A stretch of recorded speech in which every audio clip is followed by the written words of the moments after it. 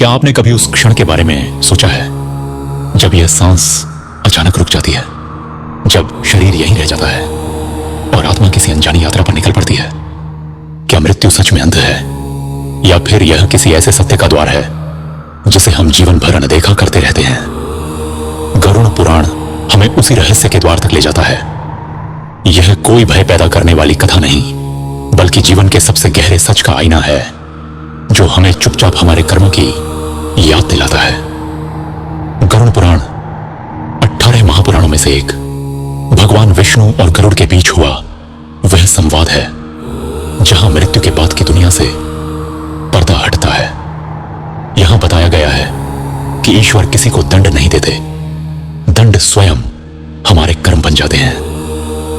हर विचार, हर शब्द और हर कार्य एक ऐसी छाया छोड़ जाता है जो मृत्यु के बाद आत्मा का पीछा नहीं छोड़ती। गरुड़ पुराण कहता है कि मृत्यु के बाद आत्मा तुरंत मुक्त नहीं होती। शरीर का बंधन टूट जाता है, लेकिन कर्मों की जंजीर आत्मा के साथ बांधी रहती है। यमदूत आत्मा को उस मार्ग पर ले जाते हैं जो हर किसी के लिए अलग होता है।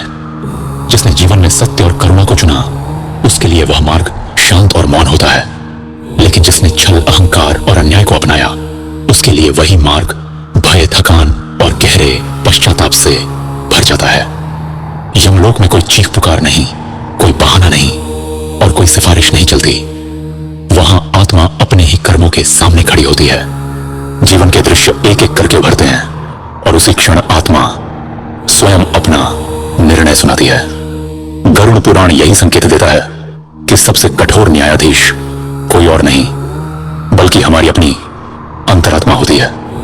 गरुड़ पुराण में वर्णित नरक और सजाएं बाहरी यातनाएं नहीं, बल्कि भीतर चलने वाली आग है। झूठ बोलने वाले को अविश्वास का अंधकार घेर लेता है। दूसरों का अपमान करने वाला वही अपमान स्वयं अनुभव करता है, और माता पिता का अनादर करने वाली आत्मा गहरे अकेलेपन में भटकती है।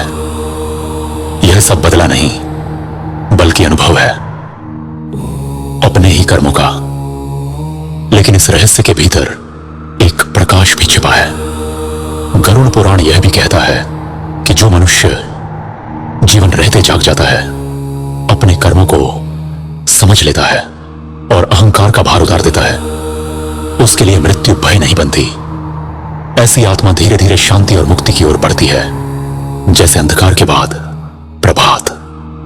अंत में गरुड़ पुराण हमें चुपचाप यह सत्य सौंप देता है कि स्वर्ग और नरक कोई दूर की जगह नहीं है, वे यही हैं, हमारे विचारों में, हमारे कर्मों में। जैसा जीवन जिया जाता है, वैसी ही यात्रा मृत्यु के बाद शुरू होती है।